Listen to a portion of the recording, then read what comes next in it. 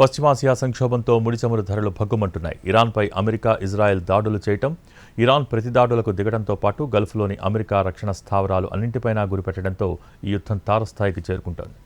ఇక ప్రపంచ చమురు సరఫరాకు నాడీ వ్యవస్థ లాంటి హార్మూజ్ జలసంధిలో నౌకల రాకపోకలపై ఇరాన్ ఆంక్షలు విధించడంతో చమురు సరఫరా వ్యవస్థ చిన్నాభిన్నమైంది. ఇంధన అవసరాలపై భయాందోళనలతో ముడి చమురు ధరలు వేగంగా పెరుగుతున్నాయి. ఈ నెల 28న ఇరాన్పై అమెరికా, ఇజ్రాయెల్ క్షిపణుల దాడి ప్రారంభించే నాటికి బ్యారెల్ ముడి చమురు ధర $70 వద్ద ఉండగా వారం తిరిగేసరికి శుక్రవారం ఏకంగా $92.69కు చేరుకుంది.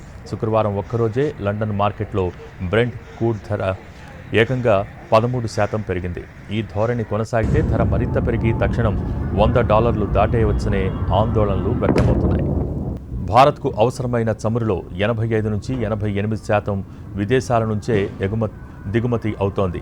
అంతర్జాతీయంగా ధరలు పెరిగితే మన దిగుమతుల బిల్లు భారీగా పెరుగుతుంది. 2025 ఆర్థిక సంవత్సరంలో భారత్ ముడి చమురు దిగుమతుల కోసం $137 బిలియన్ వెచ్చించింది. ఈ ఏడాది తొలి 10 నెలల్లో 206.3 మిలియన్ టన్నుల క్రూడ్ ఆయిల్ కోసం $100.4 బిలియన్ వెచ్చించింది. ధరలు పెరిగితే రూపాయి విలువపై ఒత్తిడి పెరగడంతో పాటు ఇతర వస్తువుల ధరలు పెరుగుతాయి.